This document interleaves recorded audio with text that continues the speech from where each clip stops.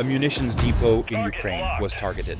At the same time, Russia sharply increased the number of unmanned aerial vehicles it is using on the battlefield. If these two developments are happening at the same time, this is not a coincidence. Because the battlefield is no longer defined only by attacks, but by a race in capacity. At this point, new statements are coming from Europe. Some countries are talking about deploying systems that can directly establish balance against the growing UAV pressure. And something else noteworthy is happening. While all eyes are on Ukraine, military activity is accelerating much farther north. Exercises are being carried out around Greenland, long-range flights, tanker support, and Arctic conditions are being tested. Then Canada steps in. NATO's collective defense articles are openly reiterated. Greenland's status is no longer being discussed behind closed doors.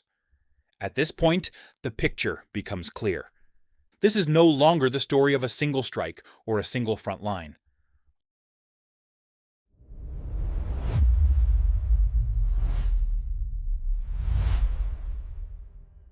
Ukraine targeted a munition storage facility located in the Zaporizhia Oblast that is under Russian control.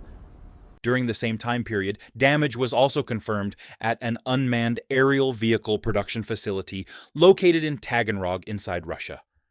When read individually, these two developments may appear routine, but when placed side by side, the picture changes. According to the Ukrainian General Staff, the struck location was a munitions site used by Russia's 76th Air Assault Division operating in the Primorsk area. A direct hit was recorded. The extent of the damage has not yet been clarified. However, the key issue here is not how much damage occurred, but which link in the chain was affected. Because these types of targets are different from positions on the front line, they are part of the supply chain that keeps units in the field operational. In other words, Ukraine's message is not directed at the front line itself, but at the structure that makes the front line possible. The same approach can be seen in the strike on Taganrog.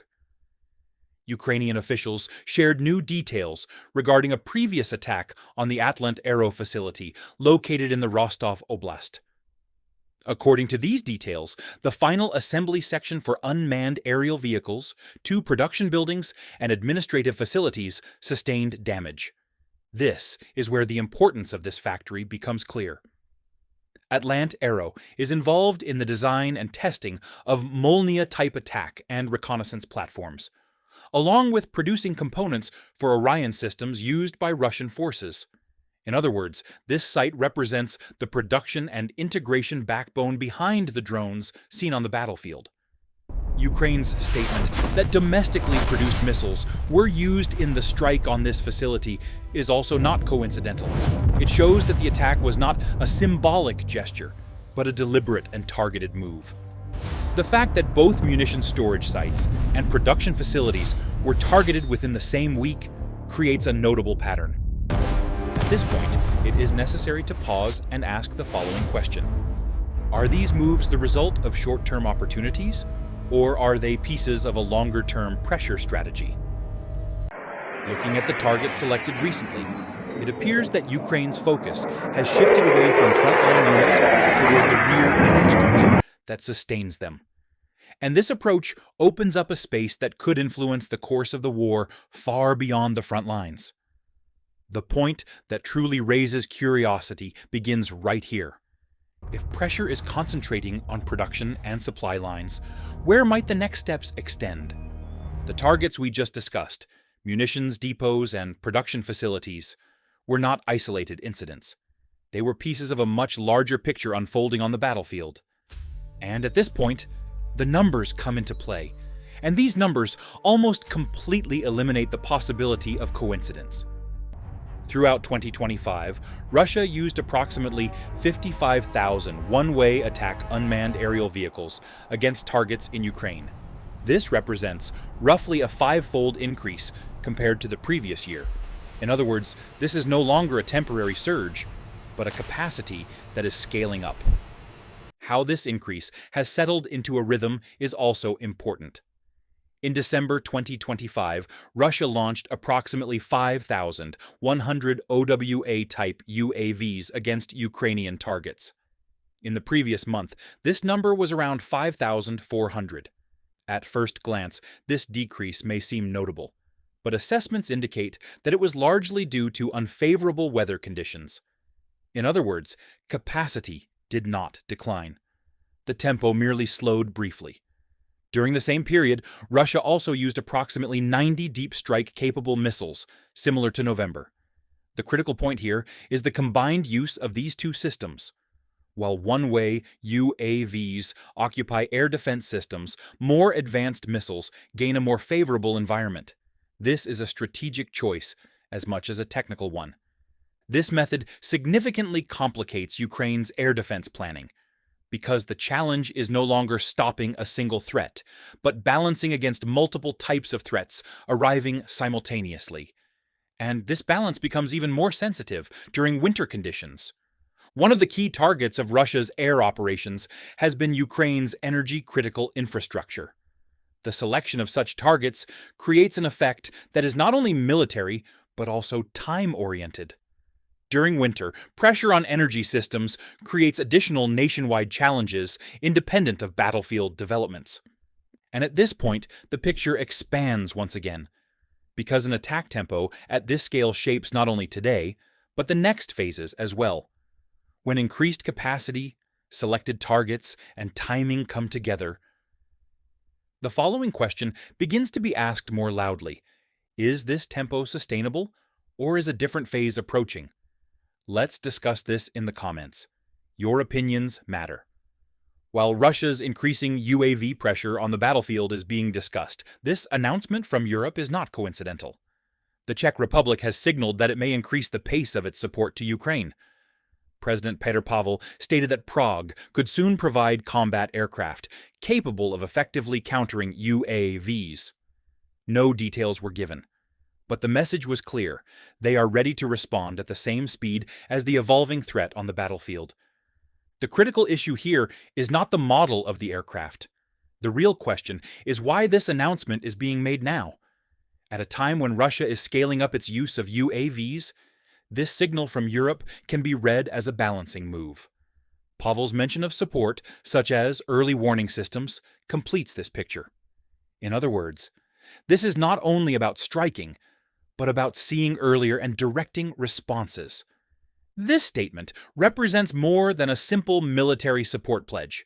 Europe is clearly showing that it is adapting to the new balance being shaped through technology on the Ukrainian battlefield.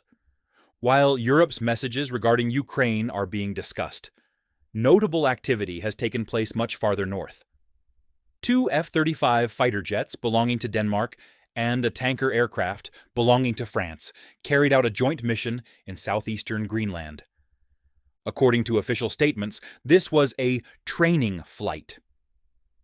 Aerial refueling, long-range missions, and operational capability under Arctic conditions were tested. On paper, everything appears routine, but the timing makes this flight anything but ordinary. Because this mission coincides with a period in which Europe's defense reflexes are being reshaped: long-range flights, tanker support, and Arctic geography. None of these are coincidental. What is being tested here is not just piloting skill, but access, sustainability, and deterrence.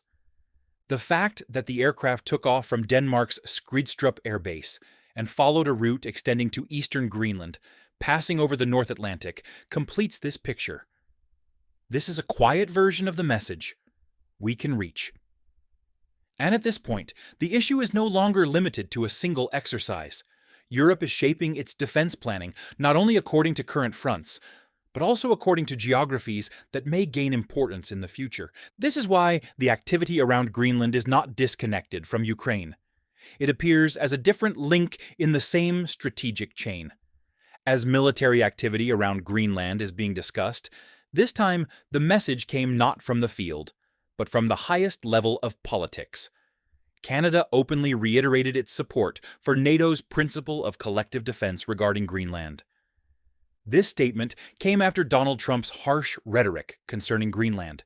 Canadian Prime Minister Mark Carney emphasized that only Greenland and Denmark have the right to decide Greenland's future.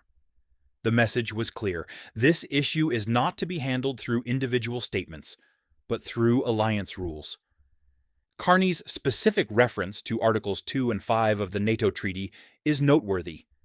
This is not merely a diplomatic reminder, but also a message saying, "You are not alone." Canada explicitly emphasized that Denmark is a NATO ally and that this partnership is not up for debate.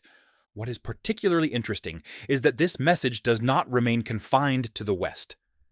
Carney also stated that he discussed the sovereignty of Greenland and Denmark with Xi Jinping, and that significant common ground was found on this issue. In other words, the Greenland question is no longer just a North Atlantic issue. It has entered the global diplomatic arena. These steps are also being reflected on the ground. Canada is preparing to open a consulate in Greenland next month and plans to send a high-level delegation to the island. This is not symbolic. It represents sustained interest. And the picture is now clear. Europe is conducting exercises. Canada is taking a clear position. NATO principles are being reiterated loudly.